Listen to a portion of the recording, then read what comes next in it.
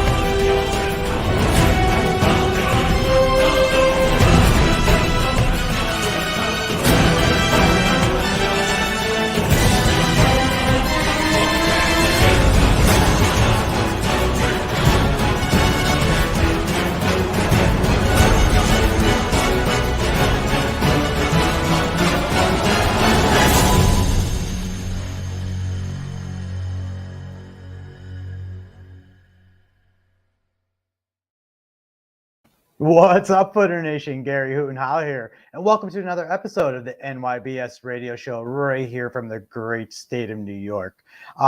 So I don't have Kenney tonight, so since I don't have Kenney, I decided to turn this into the roundtable talk, as we have Mike from CARC as one of our guests. Mike, introduce yourself, man. What's going on, man? Thanks for having me. Yeah, I'm Mike Luci with the Catskill Appalachian Research Collective. We're fairly new.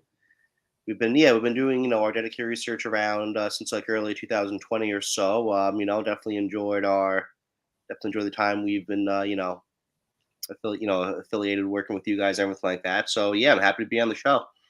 No, we're so stoked to have you. I've wanted to have you on for a while. Like I say, we talk on the outside, and I love the way you think in your brain and the new flavor that you bring to what we do. So I think it's awesome. So we're lucky to have that partnership with you. Yeah, for sure. Likewise, man. And just as a native New Yorker as well, it's definitely my opinion that our state's definitely one of the more underrated ones in terms, Bigfoot activity, just high strangeness in general. So, I definitely think we're pretty lucky in that regard. Yes, and we really are. And like you're saying, as we know, most of our state is all mountains. Anyway, you have this, the Catskills in the south, then you have the Adirondacks in the north, and let's not forget Western New York, which is, all those farm fields that connect for miles, and then you get into, the forests of Allegheny and things like that. Mm-hmm. So there's such a diverse ecosystem in New York, which we're very blessed to have.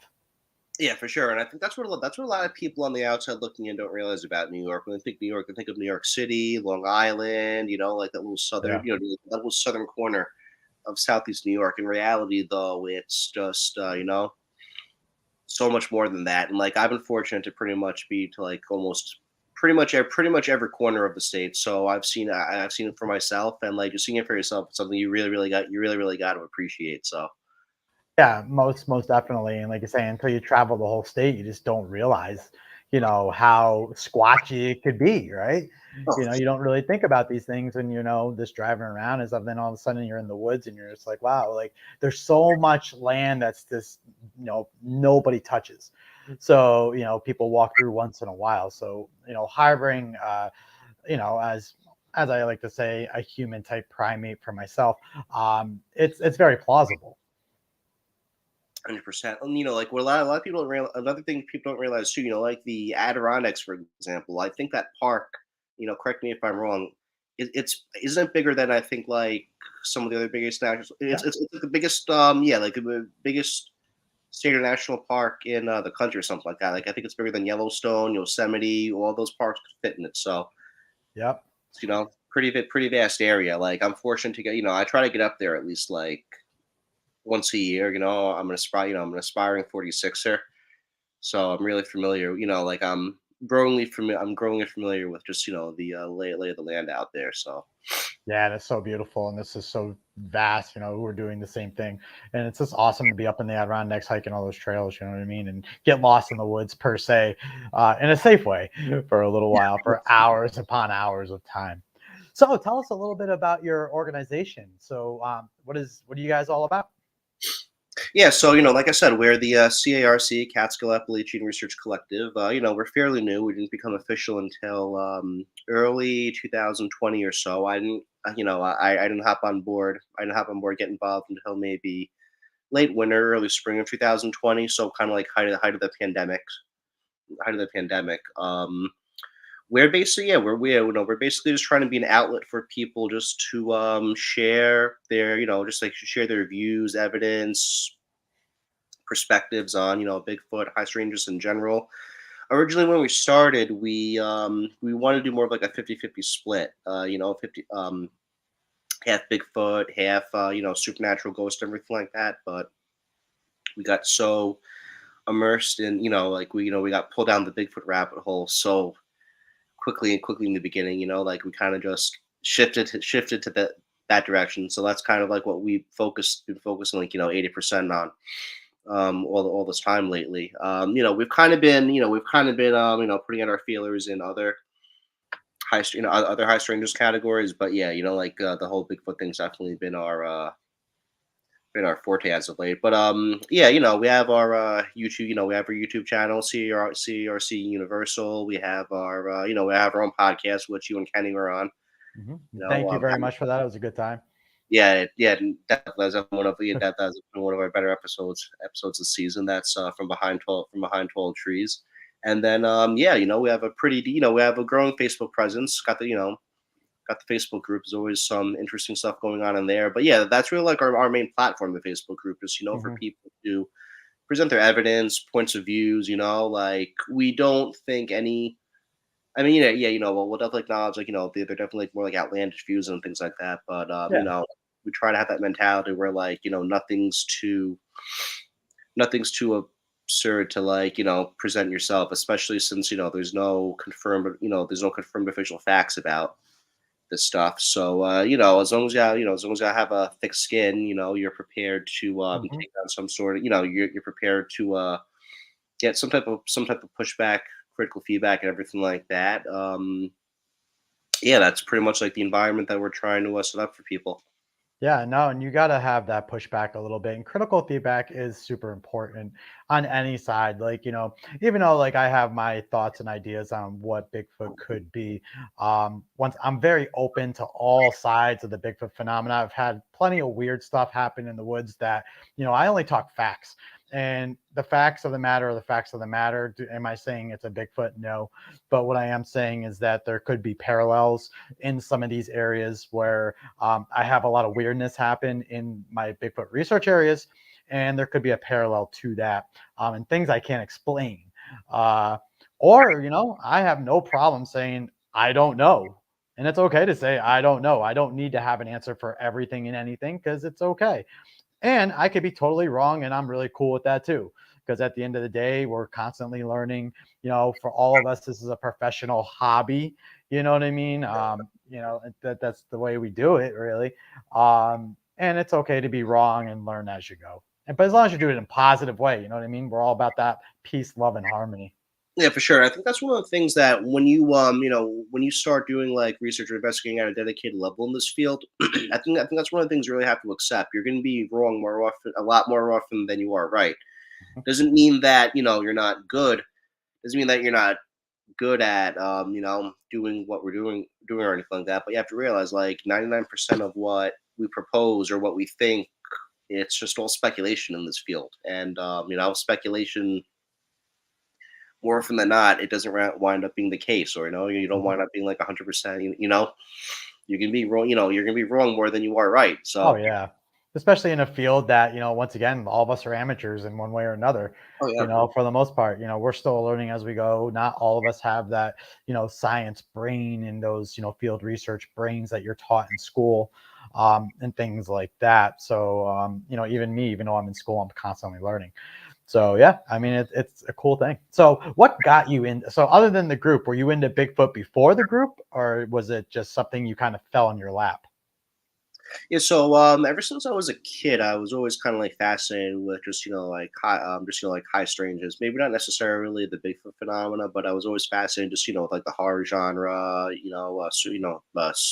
Supernat, like the supernatural stuff, monsters, and things like that. I was around probably my early 20s. I just started just on a whim. I just started binge watching Finding Bigfoot, and like originally it was one of those shows where I would just like have it on, just something to have on as background noise, at night while I'm unwinding, browsing on my computer, everything like that. But I really started watching the episodes, started to like pay attention to the episodes, and there were just a couple of pointers on the shows that they're just a couple like they just made a couple of like interesting points on the shows that really like made me like pause and think like you know what, that actually could make sense.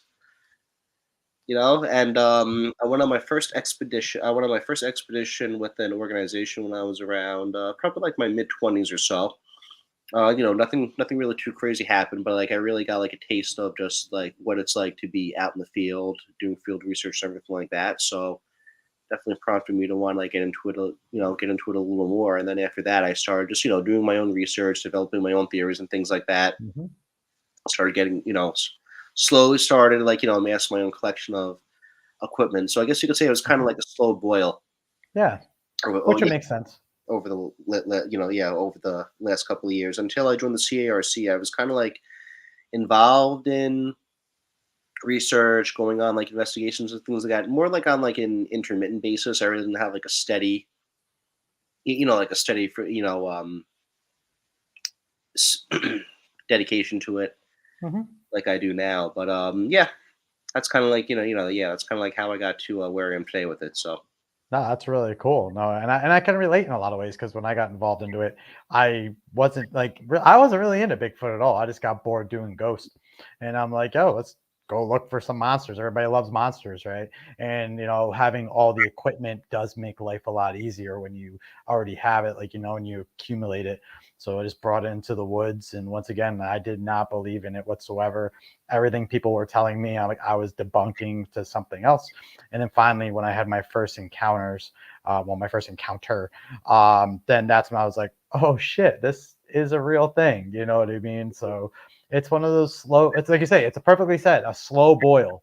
Because it took a couple of years for me to really buy into this concept. And seeing is believing, regardless of what I saw. It could have, I know what I saw, and that's where I leave it. But yeah, I get you, man. And yeah, like getting back to your point, like seeing is believing. That's that's definitely one of the big big things about that. So like I think that's ultimately what we're all in the field trying to achieve. Like me personally, I've yet to actually like see anything. I've yet to like actually see anything definitive. I've heard I've heard things. I've heard some I've heard like possible possible howls, vocalizations, things like that. Like possible sounds you could probably you can theory actually do like a tree knocks or something big making like a making like a fuss in the woods. In the, woods and things like that. But yeah, Yeah. that's definitely I think that's definitely ultimately what everyone's kind of like working towards in the field. But it's kind of like contradictory if you think about it, because like the majority of people who actually like supposedly see one of these things, 99% of the time they're rarely out there actually like looking for it. Like it happens by accident. Like it happens by accident. I'm definitely at the point though. With my like with what I'm in terms of like what I'm personally intending to accomplish is when I'm out, like when I'm out in the field, or like doing, whether it's like statistical research, anything like that, regardless of whatever type of research I'm doing. I think it's more so like I'm not so much out there trying to prove the existence of like a specific entity or being, as much as I am out there just trying to figure out what people are allegedly seeing and experiencing, whether that is actually a physical bipedal creature, or maybe it's some type of other phenomena, or maybe it's a combination of both. And like regardless of what the truth is, even if it's not what we all want it to be, it could be something that's just as bizarre or interesting, or it could lead to like a discovery that could be just as just as impactful to like another branch of like biological science or even like Yeah. psychological science or anything like that. So I don't, like there's still like a lot of like really interesting answers out there that are worth pursuing, in my opinion, in that regard. Yeah, it's almost like that brainstorm tree, you know what I mean? It's like you have your center theory, and the next thing you know, those little bubbles start going all over. So like, now we're branched over here, and now we're branched over here. And it's just like you make that nice little tree of just thoughts, you know what I mean? So other than a body, what would you think is the best evidence we have for Bigfoot and the existence of Bigfoot? I know Joe and myself, Joe from Western New York, one of Mhm. my ambassadors, we always talk about, we both had a sighting. We know what it was, right? But I agree with him when he says we can't use it as evidence. It's only a story, Yeah. and we kind of say the same thing. And that's why you'll hear both of us kind of say, we know what we saw. It looked like a Bigfoot. We know what a Bigfoot looks like as far as the pictures of what a Bigfoot is. But then that's where it ends for us, kind of, because we can't, it's not evidence still. Because once again, we saw it and we can't use it in the grand scheme of things. But like you say, seeing is believing. For I don't know, I can't talk for Joe, but for myself, that's what made me then, okay, Bigfoot does exist because I know what I saw. But what would be like the best piece of evidence other than a physical specimen in one way, shape, or form? I think right now, what we really have, I guess, like two things. I guess even though like it's still contestable, really the best thing we have right now are probably just certain pieces of video evidence. There's some people who might scoff at this, but your Patterson Gimlin films, your Freeman footages, things like that. There's a couple of other pretty good videos, thermal footage out there, possible thermal footage out there. We have to go off of. I guess the other thing too is to your point about anecdotal accounts. Maybe not so much like each account on an individual basis, but if you take a bunch of eyewitness accounts, I really think the the correlations and patterns that emerge from those accounts is Mhm. a pretty overlooked detail that um, I don't want to say like a lot of people don't consider it, but definitely should like look into a little more because one of the things that I think, I mean, like look, like with an eyewitness account, like you pretty much just have to take, you pretty much just have to take the person's word for it, when I, after we finish up here, like I could message you tomorrow and be like, hey, I was down, I was like in the woods down the street from my house, perusing around, and I saw one. I can't Mhm. definitively prove that I saw it, but at the same time, I can't definitively prove that I can. So you just have to take my word for it. It's those, but like in each of in all those accounts, like it's those subtle details that the witness might mention when describing their alleged account. It's like those little subtle details. I personally don't think if they're trying to BS you, they Mhm. wouldn't be mindful enough to they wouldn't be mindful enough to try and like include or make front and center, especially if it's something that they mention in passing. Like there's a like a good amount of there's a good amount of eyewitness accounts that I think could actually like that I think have a good chance of actually being what we want them to be. People mention when the creature like when the thing that they saw was walking, they actually mention like it when it turned to face them, it turned like its whole upper chest. It didn't just like turn its head like Mhm. we do, and like that's one of the features that the subject in the I think the Patterson Gimlin film exhibited. That's like like a not talked about as much theory as it probably theory or supposed trade of these things as it probably could be. How it has to like when it turns its whole upper body. Yeah. So just that's just like one example of like those small like small subtle details that might like might emerge in different eyewitness accounts and things like that. So again, yeah, it's circumstantial, but short of physical evidence, I just think those couple of video, those couple of like pieces of video footage here and there, and things like that are probably the best we have to operate off of right now. I mean, granted, it's not the holy grail, that's going to advance the study to the next level. But I definitely think like the more you closely examine things like that, you pick out these subtle details. It could definitely like push the ball along. Maybe at like definitely probably not the pace we wanted to, but you know definitely like there's definitely some progress there to some degree. So Yeah, no, and they could say, and what do you think about like footprints? You know what I mean? Like we know people find these footprints all over the place. I'm sure you guys have found footprints. We found plenty of footprints. I always wish I had my plaster with me when I find these footprints. I never have my plaster ever with me when I find these things. Now it's stuck in my bag, and now that I have it in my bag, I don't find any footprints. So it's almost like a double-edged sword here. Mhm. But so what do you think about like footprints? Like because now we're looking at physical evidence. And I guess the next thing from a video and watching all these video, documentaries and all these films that people kind of still go back and forth with. What do you think about the prints?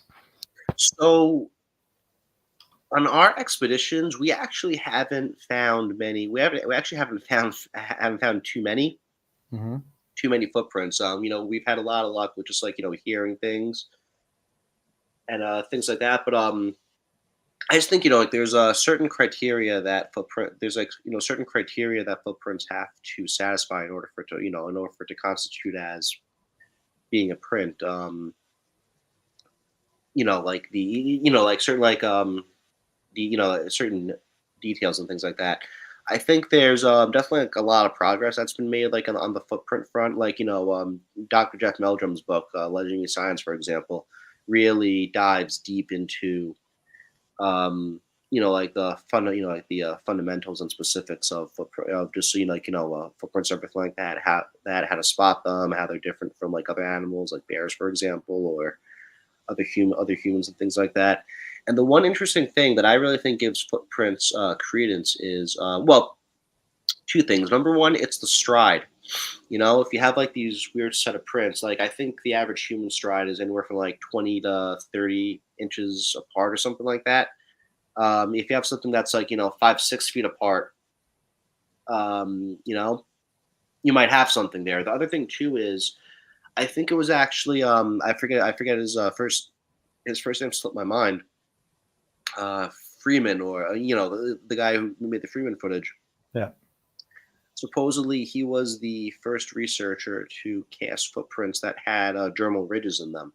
Hmm. And for people who don't know, dermal ridges are kind of like what make up like fingerprints and toe prints and stuff like that. Those designs. So supposedly, he was one of the first people who actually documented that in his footprint casting. So I definitely think it's a really really good jumping off point for really really good jumping off point for this field. It's just with everything else, people just have to be people have to be really really grounded, and like you kind of have to realize like they're not with anything in this phenomena, they're definitely not as rare. I mean, they're definitely like not going to be as common as we all want them to be. But like, if you do come across them, like you should know because they're going to have like these, like these distinguishing qualities that, like a human print or even like a bear print or something like that. Yeah. And my buddy Mike from Long Island Bigfoot, he's my brother from another mother. He even says, and he brings up now we're looking at outside the box thinking because I look at outside the box thinking. Mhm. They don't. He says they don't always walk in flesh footprints, and maybe those could be more rare. And honestly, I can't argue some of that because I've worked with Mike for a long time now, and think about it. How many times do we see foot tracks has disappeared? And we hear the stories, we see the pictures, we see the videos. Even in snow, I've seen videos where they just disappear. Now, could those have been fake? Could they have backtracked? Multiple things you can sit there and say, but I mean, there is all these weird things still with the whole phenomena, because we don't know a lot of it. Yeah, for sure. And I really think too, just like how we like our handling and approach of like footprints and things like that definitely sheds a lot of light on just how just like animal tracking in general. I definitely think there's a lot of parallel, a lot of overlaps, because like a lot of people forget. Yeah, this is like an extraordinary creature. By the way, if the fireworks in the background are a problem, let me know. I got my door open, so You're fine. You're fine. Fourth of July weekend. But I digress. People remember, like, regardless of what we're looking for, it's still technically an animal, and it's still going to share and exhibit traits that, like, regular animals have. Mhm. Me personally, especially if they're, like, if these things are real, especially if they're in areas where, they're gonna like that are frequented by, like, human activity and things like that. Because, like, I definitely think these, like, these creatures, if they're real, they a good amount of them could be mindful enough to try and, like, avoid leaving as little of a trace of their presence as possible. So, Mhm. to your point, when you say how, like, some of these, sometimes some of these tracks and prints, they kind of just, like, peter off, or disappear. I won't attribute it to, like, maybe like a supernatural sensation or anything like that. Like, a lot of people, will try to default to, but maybe, maybe they just like, shift gears in their path, and, they'll walk, Mhm. they'll take a path where, like, they won't, like, that's just less traceable, less traceable. The impressions are less, less distinct or defined. Like, I think getting to what I was saying before, like, especially if there's an area where, like, human activity is more prevalent than, like, in less isolated areas, I wouldn't be surprised if a lot of these creatures are making a conscious effort to leave as little or no trace as possible. Yeah, and so here's a one that we hear all the time, and I'm gonna post it up from I think is I if I pronounce this wrong, I apologize. It's Messia. I'm sorry. He wrote this. He goes, it's unbelievable that this animal leaves hair, excrements, etc., and nobody can capture and kill the damn animal. And I we hear this all the time. People tell me this. There's like, well, you still have nothing. Like, you go out and do this stuff, and all you guys do is talk. And I'm like, you're 100% correct. You're 100% correct, because I don't have a body. Okay. I collected hair samples, a couple pieces of hair, but honestly, I'm not going to send that into a DNA lab. I don't have the money, the resources, all those type of things to get DNA testing done on a sample. And then let's be honest, that if that sample does come back unknown or something, you think they're going to give us back that anyway? I mean, we're not even going to know about it. That's going to magically disappear. Yeah. So what is your take on that? Like, why these things are elusive? So we can all agree on that in one way, shape, or form. But why do you think that there's so many people in the woods now, like, looking for these things? Because, like you said, finding Bigfoot, Expedition Bigfoot, these TV shows have blown up the phenomena. Kind of what ghost shows did for ghost hunting. Yeah. When I used to ghost hunt way back when, there was really not many ghost hunters, because I did it before that. And same thing with kind of Bigfooting. I was doing a lot of that before this. So there wasn't a lot of teams or researchers. But now look, there's thousands. Hmm. Why do you think we're not taking one down? Or because there's people that want to shoot one, and which is what it is. But what's your reasoning behind that? So there's probably two or three main points I can mention about that. One of them I'm going to bring up that you brought up. The first one I'm going to mention is something that you really hit really hit the nail on the head when you were on our show a couple of weeks ago. When you're in the like when you're in the woods, you're in their domain, their territory, and more often than not, if they happen to be in the area, they know that you're there long before Hmm. you even come, like, remotely close to them.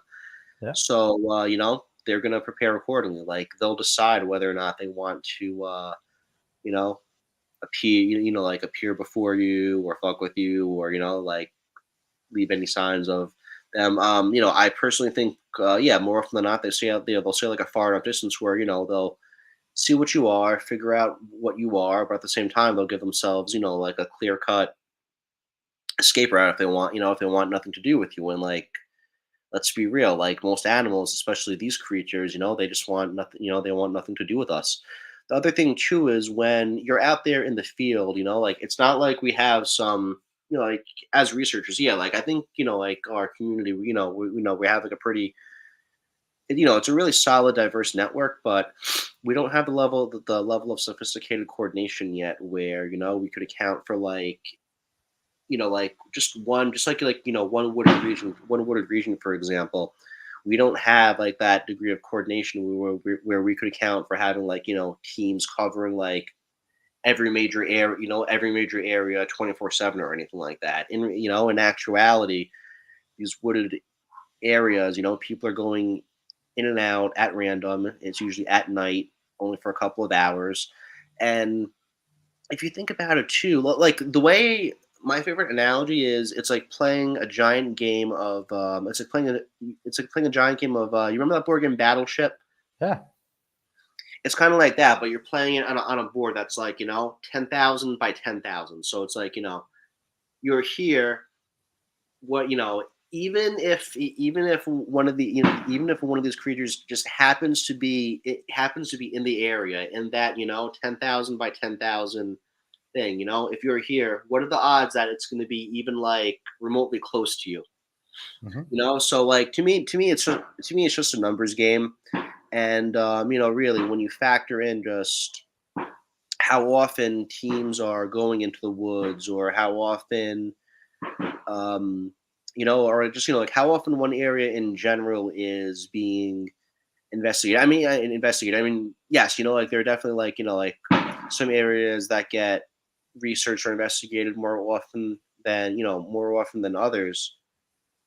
But I think when you take all that, when you take just how we all like that current approach, how we all do it into consideration. Mm-hmm. I really think that it kind of just like lessens the odds of us finding something. I really think it just lessens the odds of us finding something like super definitive, something that like something that like we all want to find. If that makes like, does that make any sense? Oh, it makes complete sense. So I'm going to bring this to the next question. So people like us, I mean, I can only speak about myself because I know what I do. We go deep in. I go off trail. I'm in the middle of Nowheresville. Okay, and that's kind of what I do. Do I start on trail? Sure, I start on trail, but then I disappear. Or if I'm on state forest land, there is no trails, and I'm in the middle of nowhere. So what do you think now? Now, this is the thing that I still don't get, and that we have all these people that are campers, okay, and they're at these nice little campsites, these remote campsites. I'm sure you've seen them, where the primitive sites that are all scattered throughout New York, right? Mhm. And Bigfoot, I know personally, Bigfoot researchers use them, right? So then you have, they're at nighttime and they're sleeping, right? And then next thing you know, they'll come on and we'll hear the stories like, oh, well, we heard something creeping around our camp. We had a possible Squatch come in our camp, things like that, right? Still, my question is this. As a researcher, someone like we kind of what you and I were talking about, and Angela, who's one of our great guests, and she even brought up the same question. That's what gave me the idea. How many of them actually get off the trail? Most humans sound like a herd of elephants going through the woods, kind of like what you were saying and how I say they know you're there even before you're there. But Yeah. then we hear the other side of the coin. The other side of the coin is we are Sasquatch's entertainment. They come in to see what we're doing, right? They're coming in, they come in to see campers. That's why campers have all these encounters. They come into their camps at night, go whatever they're doing. But we still have these other people now. And Joe brought up another perfect point. You're talking about population numbers. We're dealing with a very small population number, which we still understand that. But people out there looking for them and people having these encounters, especially Bigfoot researchers that have a lot of these encounters. And there's plenty of people out there that are trying to shoot one when we hear the stories. Why? My question then is these people that are researchers that are at camps, primitive camps, they start talking about Bigfoot's coming into their camp. Why do you think they haven't gotten anything really? And those, in my opinion, would be the ones that would get the best of the best because they're already in a situation that is a setup situation. You have a camp, you have everything with you. It's not like someone like me who's just strolling through the woods, just looking around. But even if I have cameras and even if I have all this stuff, it's going to take me a hot second to even be able to see anything, hear anything, you know, because I'm actually moving and I'm in an environment that I don't understand. Unlike a camp. You get what I'm saying? Yeah, for sure. So So I think there's I think number one, it's probably a case of wishful thinking. I mean, look, like we're just taking, taking these people for their word who have these like, supposed encounters in these primitive campsites. But I wouldn't be surprised if the vast majority of these instances probably aren't even squatches at all.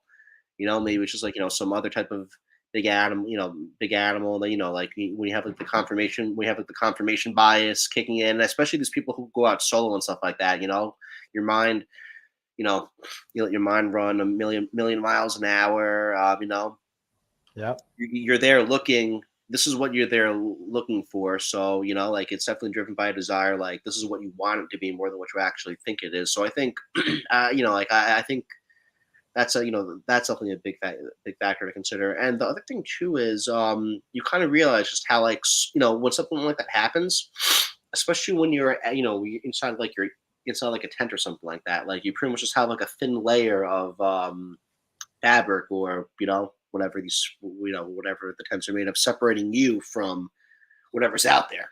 And let's be real, whether it's like a squatch, a bear, just like a crazy weirdo walking through the woods or whatever. If they want to get into that tent to you, they're going to do it. So I think like a lot of people, they just realize just how vulnerable and exposed they truly are. And a lot of them, like a lot of people like that just freeze, like, it's not like you have like a solid wall separating you. Like any slight movement you make, whatever's out there, if it's listening, is going to hear it.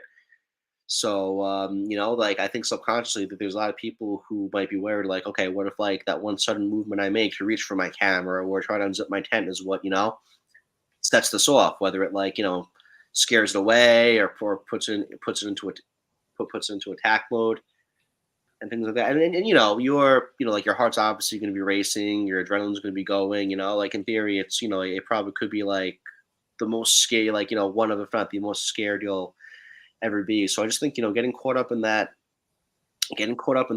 present moment, like when that reality hits, like I don't really think you're truly as prepared as to handle that situation as like a lot of research, like a lot of researchers and stuff like that say that they would like to be. If that makes any sense, Mm-hmm.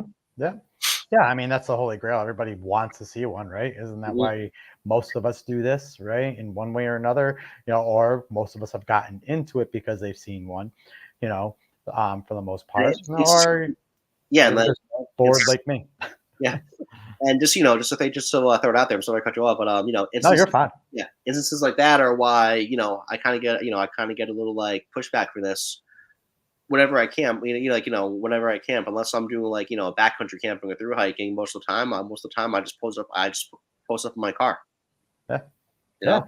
And think about it. And this is what I always say too with people. When you're in the woods walking, 90% of probably even more than 90%. What are we doing? We're looking down. We're not looking up. And I always say this. You're an aspiring 46er. How many times when we're climbing those awesome mountains do we actually look around us when we're actually hiking? Not much. We're constantly looking down. And then we take our breaks, and dying or, need our water or whatever. And then you take your break where you start looking around, but then you're going right back up the rock shelves and things like that. Yep. And you don't look, we're not looking up, you know what I mean? And then there's the other factor, if the smaller Bigfoots, people say they're up in trees, right? How many times are we looking up in the trees? Not much, you know what I mean? Because it's hard to take it's hard for me to fathom that, animals that are this large being up in some of these trees. I mean, that's a danger to them. I mean, we do see the bears climb the trees. But once again, bears and squatches would be, totally different in those manners. But, it's kind of, I kind of go back and forth on that. Not saying that they don't, because they would have to, you know what I mean? But how many times do we actually walk under possible juvenile small ones that may be up in trees and we don't even know, Yeah, and I love that you brought up that point. Like it's something like it's something like I kind of realize, and like I catch myself doing it all the time when I'm hiking because like you know let's be real, like like especially when you're out like these super remote, like super remote, no one can hear you scream Mhm. areas. You take one wrong move, you could, like you want to like snapping an ankle or something like that, or Yeah, going to a tumble. Like like there ain't gonna be no one out there that's gonna come to you, that's gonna come to your aid. So like yeah, you have to be like sometimes you have like especially up in the Adirondacks and those trails. Like you have to be super mindful of just your footing in general. yeah. I was up there over Memorial Day weekend. We did what was it? What's the so like it's Porter and the other one. Cascade and Porter. Cascade, yeah. Yeah, so we just did Cascade. Like I had already done Porter and like I wasn't going to do it again. I was going to I wasn't going to do it again. My friends were going to do it. I was going to head to the car, but they decided to just head back with me after they did Cascade. But I Yeah, digress. But yeah, just like going up and down yeah. there. I realized when I came back, and like they know I'm into the stuff and stuff like that. Mhm. Like I kind of realized like 90% of the time that we were hiking, I was literally just like looking down at my feet or just like directly Yeah, directly ahead of me. yep, And and you don't realize that until you're doing it, you know? and the thing too was like the human eye. The first thing it notices is movement. The second Mhm, thing it notices is color, and then I think the third thing it notices is size. You might have to fact check me on mhm. that though. So when you take those factors into consideration, when you take those factors into consideration, along with the fact that we're either looking straight ahead or down at our feet, especially if it's at like a decent enough distance. If something like this sees one of us, literally all it has to do is sometimes just like it's probably just like hunker down, stay perfectly Yep, still, and that's going to be more than enough. It has to do for us to you know go by without even detecting its presence. exactly. Exactly, and that's why when I was on your show, I talk about the pines. Pines are the perfect places for these things. Hmm. They blend in, they're the same color as the pines. They blend in, the pines are dark, and you can't hear anything in the pines. Like I say, that nice mat of dead pine needles, and then all the soil under those pine needles has all been eroded away and things like that, and it turns into a nice mulch. And it's so quiet, and that's a perfect area for these kind of things. Yeah, for sure. And like the other thing too is I don't know if you remember a couple of months ago I showed you that trail cam video. It's this area I'm researching in the Catskills. It Yeah. was of this guy and his dog, and there's like something in the background. I thought it was like that black figure in the background. I thought maybe it could have been something like peeking behind a tree Yeah. that like this guy was going right past. Like not only did this guy not notice it, but you look at just like his head movement. He was either looking down at his feet most of the time or Yeah. directly ahead of him, and Yeah. he didn't realizing he was doing it. So just instances like that, I really think give credence just to that just to that like theory or point that we try to raise about the stuff. Yeah. And then our buddy Joe, he's like, well, it takes him 30 minutes to move 100 yards in the woods. So, he's constantly looking around and things like that. He's paying attention to what's going on. And you do have those people that are like that. Once again, we're paying attention to what we're doing. We're trying not to break our necks, and things like that. I could tell you when I'm in the backcountry and I'm either hunting or doing things like that, or I'm just walking, doing kinds of Bigfoot research. Some of these areas are awful to get to. I enjoy it because it's a challenge, but in the same sense, it's like a normal everyday person is going to be like, dude, you're crazy. Why are you doing this? And I'm like, because why not? That's why I was like, why not? And then let's say, and then Angela, she just posted, boom, up. Not to mention how thick the underbrush is in some places. And that's a whole nother thing, they can duck out of the way and do what they need to do and just kind of blend in with all that, brush and those kind of things, especially if you're not paying attention. And it's crazy, like it's crazy too. Like how many times have just with like deer and stuff like that, because like they blend in so well with just the foliage and trees and everything like that. How many times are you just like looking at like scenery, like bushes or trees, and just it seems like these animals literally just like appear out of nowhere, seemingly. Yep. So yeah, like I definitely like just to your point, I definitely think instances like that, really give it a lot of credence. So. No. And here's a good question from John, and I'm gonna put it up. So we hear about the smells. All right. So some of it's sulfur smelling like rotten eggs.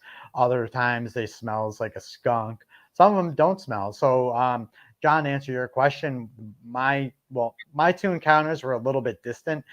Have I smelled weird things in the woods? Yes, I have. I have smelled weird things. Do I think it was a Bigfoot?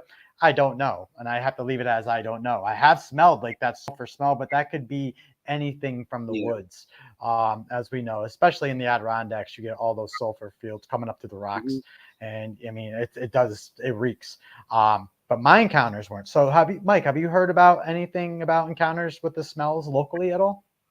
So I've heard a couple of stories about people supposedly smelling something, but again, like the recurring theme that we've had here tonight, we literally just have to like take the person's word for it that they smelled something strange. Like there's no way to like recreate a precise smell. No. We just have to go by what that person says, and like the other thing too, like this kind of sheds light on just how truly reliable eyewitness testimony is. In terms of like what like someone actually smelled compared to like how that person describes it, how accurate are they really that true, like the way they describe it, like percentage wise, how accurate is it really to what they're actually smelling? The one interesting thing though about the the whole thing about Bigfoot smelling and stuff like that is it's actually a mutual trait that they have in common with gorillas. Apparently, gorillas, and a lot of people don't know this. Gorillas are able to release like pheromones Yeah. Yeah.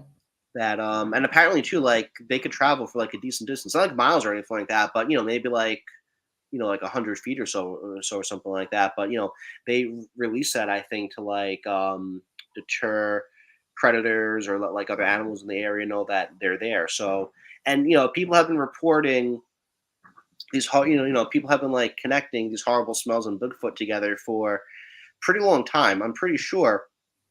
Again, you might have to fact check me. I'm pretty sure there's a couple of instances of people saying like people saying like they've smelled horrible smells and seen these things or have had activity that you could today attribute to supposed Bigfoot activity that dates back to like even before gorillas were formally recognized by science. So what does that tell you? And it kind of goes back to what I was saying before too. Like it kind of goes back to what I was saying before too about how just like subtle details like that in eyewitness accounts is what I think, like is one of the biggest takeaways you could take from, like eyewitness accounts and stuff like that. So something like that, where people are talking about, these creatures giving off these like these horrible smells long before it was, like long before, gorillas or large primates were recognized by science, let alone the fact that most people don't even like couple with the fact that most people don't even know that this is something that gorillas and like other large primates actually do. Like I think I personally think that's something that critical thinkers should really just be like, that's pretty interesting there. Oh yeah, and just think about like we all have grease on our face and grease in our hair and things like that. And we leave grease marks everywhere. When you put your finger, you literally just put your finger on a window and you leave a fingerprint. And a lot of times you can see a grease mark, things like that. So we're always secreting some kind of nastiness in our bodies, right? So it's like, it would totally make sense, and Bigfoots, supposedly do too. I just actually posted on the NYBS Facebook page a thing about how they're finding, Bigfoot encounters are leaving a white residue, which, is kind of like a waxy film, which once again makes sense because animals do have these on their coats. Once again, it's a weather guard protectant, things like that, secrete things that they secrete out of their glands. So that to me, that's when I read it, I was like, being a person that's worked with, in animal behavior and things like that, it's commonplace. I mean, we see it with dogs. A dog lays up against your wall for like a week, or a cat, And guess what you have? You have grease marks all along that one spot of your nice white wall. So, I mean, we all do that and things like that. And then, like Mike said, yeah, I mean, critical thinking is key to anything we do. You got to be a critical thinker. But even like Mike said, other brother Mike from Long Island, I got a lot of Mikes in this room today. He was saying that you got to really think outside the box, and you really do have to think outside the box and be different. You got to be different, because that's the thing with the Bigfoot phenomena, I feel, and that's why I'm always trying to bring a new flavor to it, is that we literally talk about the same things every day. And the problem is with that is everybody's so focused on what they think they know that we're missing the real no. You know what I mean? And I'm sure the real no is in plain sight. This stuff is always in plain sight, but we're so focused on all the stuff from TV. And that's honestly where it starts. 90% of the stuff that we learn is from TV, or Dr. Meldrum in his book about footprints, right? And they start talking about that, or videos.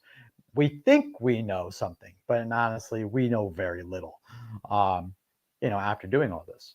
And I think there's like a bit of a balance too, of like thinking you know something and wanting to know something, like wanting it to be the case, because like you mentioned, like there's a lot of people who pursue all these unique original avenues, thinking outside the box. And let's be real, there's a little bit of like there's a little bit of like an ego that kind of factors into it.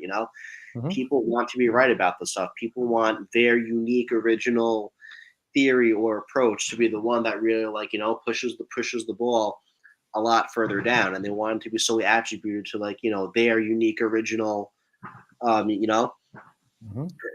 theory, or the theory or method or whatever that helps them stand out from the rest of the field. So that's why that ego. It's the ego. Yeah. And it's not saying, it's not to say that all researchers are narcissists, are egotistical narcissists or anything like that. But it's just more like people just get too married, too clingy to their that unique theory or approach that they have. Yeah, and that's, we've seen it all the time. So it's like, it is what it is. And when we're looking for a creature as amateurs in the field, a lot of people don't use the scientific methods. A lot of people don't use those kind of things. When I did Project X, the NYBS Project X, looking into the paranormal side of the Bigfoot, opening up that can of worms, we were using the I was using, the scientific method to do everything. Joe, Mike, Will, I had Diane, I had people on my team that wanted to try this, and we did it scientifically. Now, whatever we got out of that is what we got out of it. I'm not saying it's Bigfoot related once again, but we were able to employ the scientific method.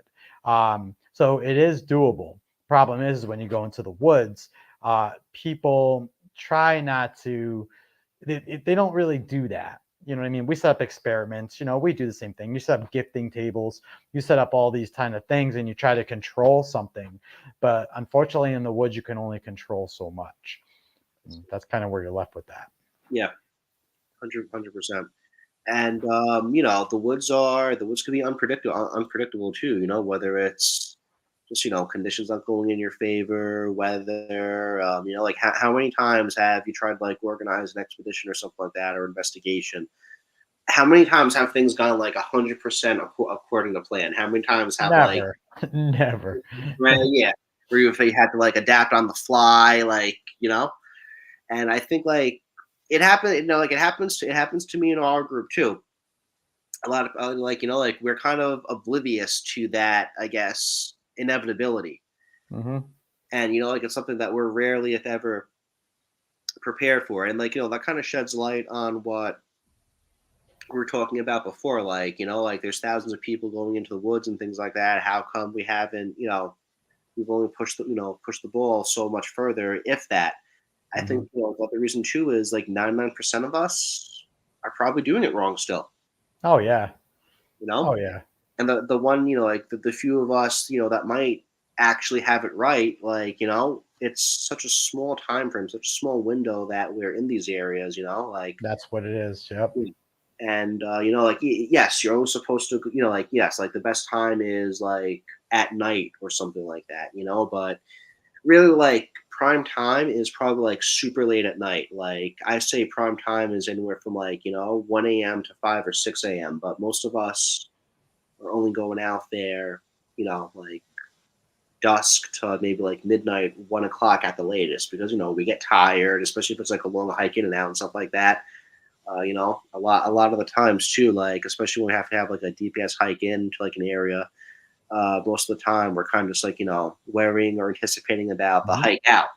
So And you know, I've always gone the opposite. I think prime time is during the day. Only really, because I mean, and that's just way I go out at nighttime all the time. Like I'm out there with just mhm. like you guys. We're out there at nighttime. But think about it. How many Bigfoot videos do you see? And it's 90, I mean, we'll say over 3/4 of them are when? During the day. How many nighttime videos do you really see other than like the Bigfoot running in front of the police car, the famous one that's like all over, you know what I mean? And things like that. Most of the videos we see are all daytime videos. And that's one thing too. It's like, you know, and like Mike said, less people in the day because people are working, people are in the woods. Once again, they are animals, they are primates. If we say they are that, I want to say they are. So I apologize for that. But if we do go by that theory, you know, they would have to you know, forage during the day. A lot of people say that they see the females and the children out during the day doing their things, and not maybe the alpha males. Maybe you know, maybe we're right as when you say the witching hour. Maybe the alpha males then come out at nighttime because once again they would be more territorial, and then they can go do their thing, while the females and the juveniles, which are more loose in behavior, I would say, maybe that's why Patty got caught during the day, right? Because they say once again that was a female squatch. She showed, you know, biological female traits. That was a daytime encounter, right? So who knows? I mean, there's so many different theories. Yeah, for sure. And I think the other thing too, just to touch on the whole Patty thing, I wouldn't be surprised if like natural disasters or like, you know, like unprecedented disruptions in an area might factor into and just like, you know, throw these creatures off their routine and make them Oh more yeah. susceptible to getting caught. Like I believe when the Patterson Gimlin film was captured, like, you know, when that footage was captured, wasn't like there like just recently like a flood that went through that area. That's kind of why like the whole like scene there looked kind of just like washed out. Did I get that right? Or That I don't know exactly. I can't back you up on that. So yeah, maybe someone in the chat could corroborate that. But I mean, yeah, like I'm fairly certain. I'm fairly certain that was the case there. I like me personally. I haven't really done too much research into like, you know, identifying a correlation between you know, Bigfoot sight like you know, Bigfoot sightings happening like in the wake of, you know, some type of like natural disaster like a mhm. flood, or you know, like, you know, like a flood or crazy storm or anything like that. What I did notice though is I did do like a deep dive. You know, like I went on like a bunch of different databases, public databases. I gathered a bunch of reports just like in our area, you know, New York, New Jersey, PA. And one of the most bizarre correlations that popped out to me was more than three-quarters of these, you know, of these sightings happened within like a time frame. Happened within maybe like I think it was 90 hours or so, like a couple of days before or after there was some kind of like precipitation in the area, like rain, like, Okay. you know, mostly rainfall though. So That makes I sense. really, you know, and you know, you throw in the fact that a lot of, you know, like a lot of like the you know, like a lot of hot spots, you know, a lot of hot spots in North America for Bigfoot sightings are in some of the areas that get, you know, the most rainfall each year, like the Pacific Northwest, down south.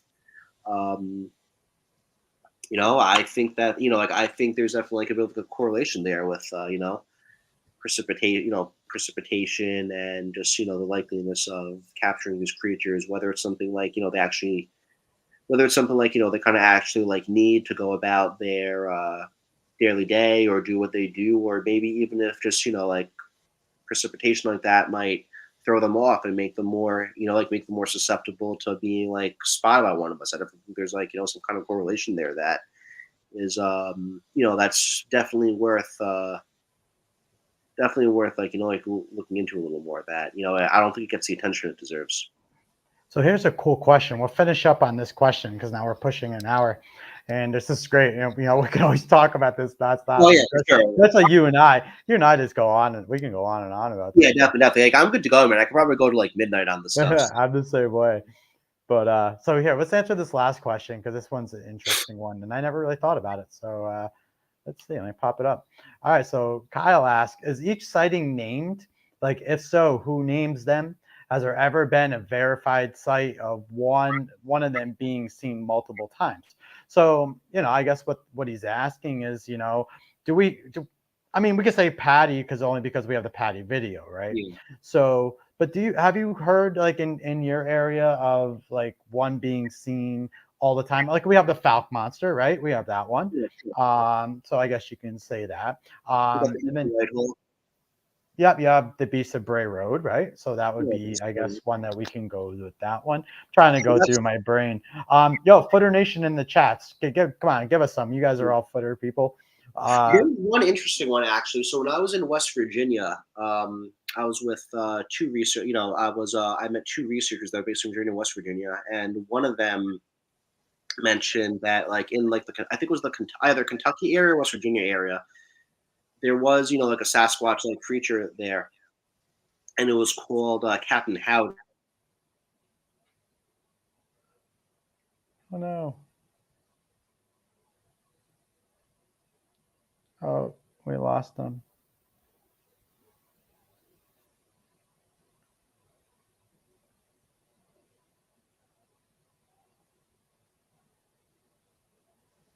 Yep. There we go. We're back. All right, go ahead. So Kentucky. I heard the entire time, by the way. But that's all right. No, you're fine. I was like, oh no.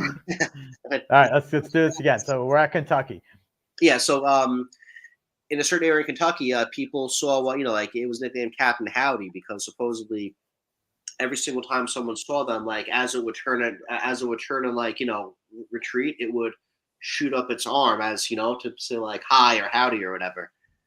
And this is kind of veering slightly off topic, but it was kind of funny though because like the researcher who was explaining this to me, he was a like older gentleman. And I said, "Oh, Captain Howdy, that reminds me of what I don't know if you ever saw the movie The Exorcist, but I'm like, oh yeah, Captain Howdy, that's what the woman called the entity that she was communicating with on the Ouija board." And it was funny too because he reacted the same way like like my dad did when I brought up that movie. He just looked at me, got all serious. He's like, "Don't mention that movie to me." Like that movie just traumatized. Like that movie just absolutely traumatized that generation. But but yeah, like there's a ton of I don't like we said, Beast of Whitehall, Falk Monster, Sykesville Monster. I think that's in like the Maryland area. In northern New Hampshire, they have I forget what they're called, the Wood Devils or something like Wood Devils or something like that. I don't really think it's so much actually it's almost attributed to like a single Squatch more as much as maybe there's a couple of there's a couple of them in the area, or maybe that just happens to be like a hot spot or like a hot spot around like a certain time of year, or maybe there was or maybe one just like one or a couple John Ayers, Skunk Ape, there you go. Maybe one just happened to be like passing through the area and just happened to like get a lot of eyes. So to like really give like a summarize that answer, yes and no, but there's really like a lot of variables that there's too many variables to take into consideration in my opinion. Yeah, I mean, unless, and Angela said it perfectly, you would have to have an identifying feature. Maybe a Squatch that has, that you would have to be very noticeable. Maybe like that had like demodectic mange where they had like a bald spot that was very noticeable. Maybe a different color marking, if you're dark, coat, maybe there's a bleach blonde part, things like that. It would have to be very noticeable for then you can be like, oh, well, that's the same one. That is definitely the same one. Like I say, most of the time, I think we deal with, family clans, family, pods, whatever you want to call them, family units, and you just don't know what one you're dealing with. Yeah, and let's be real too. Like the vast majority of these encounters, like of these like actual supposed sightings, they'll only last for a couple of seconds. Yeah. So during that time, like it takes your brain, it takes your brain a few seconds to, it takes your brain like a few seconds to actually process what's going on. You have the adrenaline pumping because like it really is like a traumatic experience. Yeah. However way however way you put it. So all this is going on, you're like freaking out, you're kind of traumatized, the adrenaline's pumping, you might even get like a little like, I don't want to say disoriented, but things, things like that are happening, and you're kind of just looking at it just as like a shape, a figure in general, just trying to process like, wow, this is what I'm like, this is what I'm seeing. You're trying to process like you're actually seeing this figure in general. You're not really like zeroing in on any like specific distinct physical qualities. Yeah, because they say until you see one, you can't really put it in perspective. And then I think like John said earlier, we don't really talk about it. You know what I mean? Like it took me a while to talk about these things. I didn't really talk about it till then I finally was like, well, there's no point in not talking about it because this is what I do. And because you don't want to be ridiculed.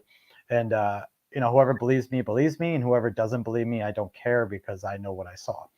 And I just always leave it at that because I die with that. Right. Sure. So that's like that's another thing too. Like I remember finding Bigfoot. I forget who said it. One of the hosts. It might have been like Moneymaker or someone like that. But this is like one of the few things, like one of the things he really touched on that I think this is one of the things he said that I really think like, that really like made me, made me think. Like he said, like it was estimated that up to like 80% of sightings or something like that don't even wind up like not even getting reported.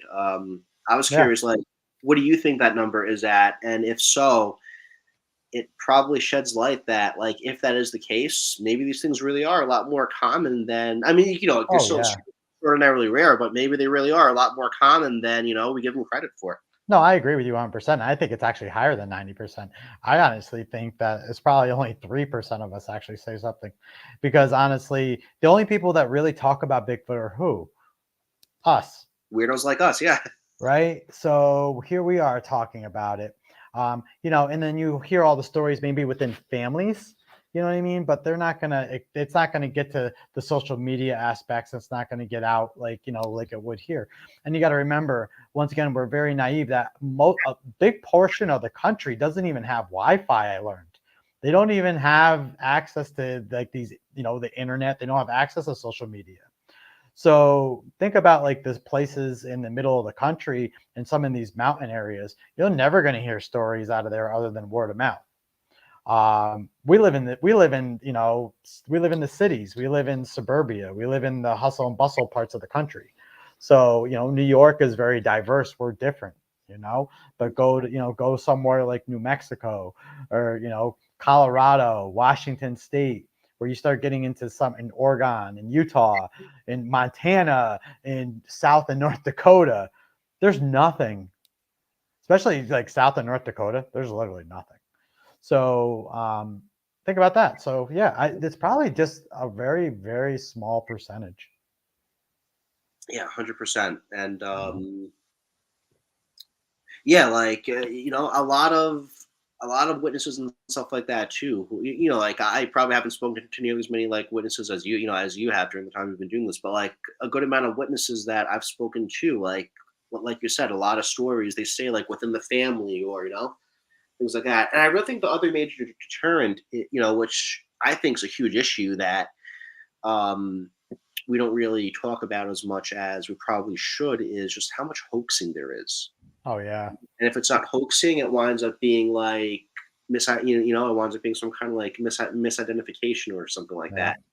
So whether it's just, people convincing themselves, okay, maybe I just saw something else. I'll probably look like a moron for even bringing it up because someone will probably be able to readily identify it. So while I go down that path, or just people like being ridiculed of like, being put in like, that, being classified as like a hoax or things like that. I think just like, that stigma that is placed on this field, me personally, like I'm kind of concerned that there's, so much damage has been done.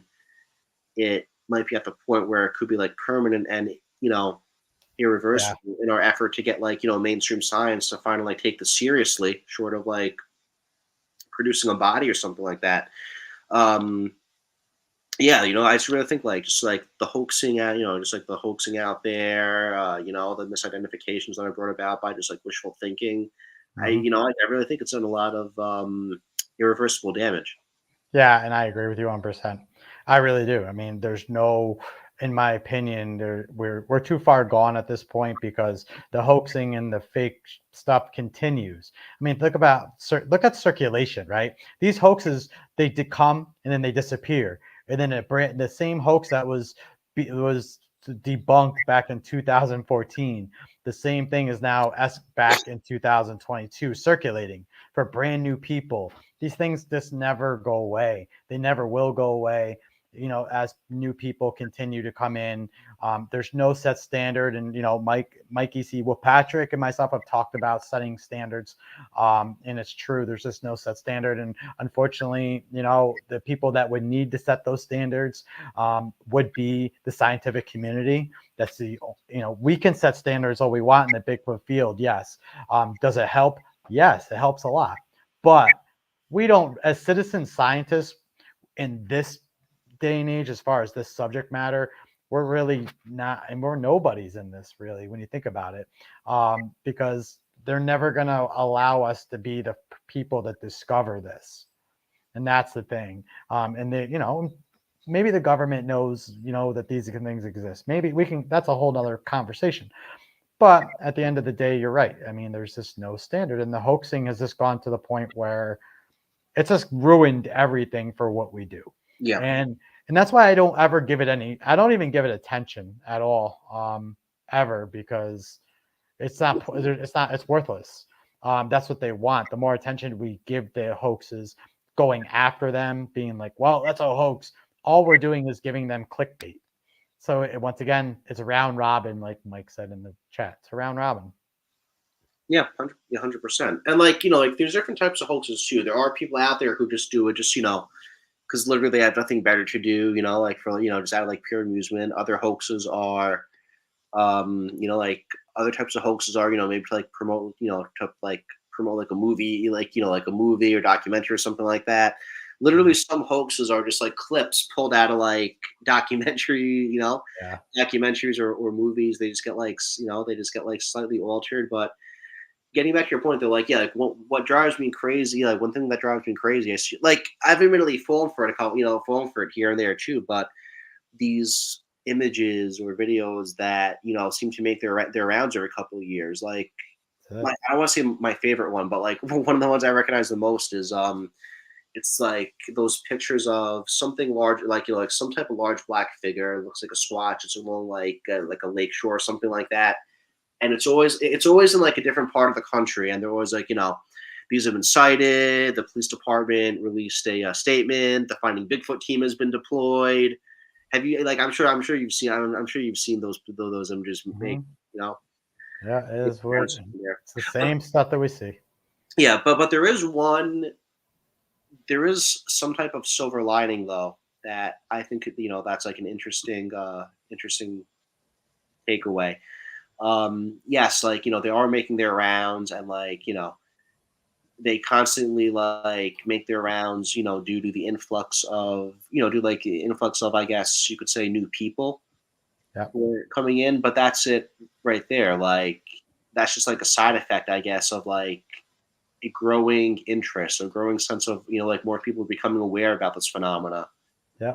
in this That's it. field. So, yeah, like it's unfortunate that like, we have to like deal with this stuff every now and then. But like, if you look at the big picture, I think that's like a pretty nice silver lining to it. How it just means like, we have more and more people getting interested in it. They're just not as well versed in, or familiar with like, the household hoaxes and stuff like that as like, Mhm. people more familiar or more experienced with it like we are. Like Does that kind of, I don't kind of ramble there, but no, you're 100% correct. So that's 100% correct. All right, Footer Nation. So we're gonna wrap this up. So Mike, give us, where can everybody find you, and tell them what you got coming up. Yeah, so we have our we have our Facebook group, Catskill Appalachian Research Collective. It's a private group. I think we're over like 1,100 members strong now. We've always got like really, really, really interesting conversations and stuff like that going on there in the group. Really like diverse. It's a really diverse group of just like researchers, fans, people that are just like curious about the phenomena in general. We mostly do Bigfoot, but we've been touching lately on other just paranormal phenomena and high strangeness. So it's just a really it's a really like good tight knit community for people just to speak their minds, get good insightful opinions about this stuff. We got a YouTube channel, CARC Universal. We have our podcast, From Behind Tall Trees, that airs from that channel. It's on every Wednesday at 7 p.m. Eastern Standard. I think I'm on again in it 2 weeks from now. I gotta check the schedule, but I know our next episode. I won't be co-hosting it, is next Wednesday. So yeah, definitely tune in for that. I'm on Facebook. If anyone wants to shoot me an email for whatever reason, it's carc.mikel@gmail.com. I'm always down to shoot the shit about this stuff. Definitely enjoy it. My favorite part about this stuff is just talking and just exchanging ideas with people like yourself, Gary. So that's pretty much it in a nutshell. Awesome. And I say we enjoy the friendship that we have with you guys, and I say we learn from each other, and that's what it's all about, is continuing to learn in a very positive way, and just do the work. That's the key thing. Boots on the ground, in the woods, doing the work, and getting out as much as we can. All right, Footer Nation. Well, you heard it. This was an awesome show. Mike is awesome. There was so much to talk about, and as you can see, we both have verbal diarrhea where we can talk until the wee hours of the morning nonstop about it, but it's a great thing. But we will definitely have you back, because we have so many other subjects to talk about within this, so we can dive deep into it. But all right, well, we'll be back in probably 2 weeks, Footer Nation. Myself, Kenney, and Mike EC with Patrick, with a new guest, and we'll just keep it squatchy during the summer series before I go back to college, and then we disappear for the rest of the year, basically. But as always, friends, it's like I say, keep it squatchy, and we'll see you out on the trail. Deuces, everyone.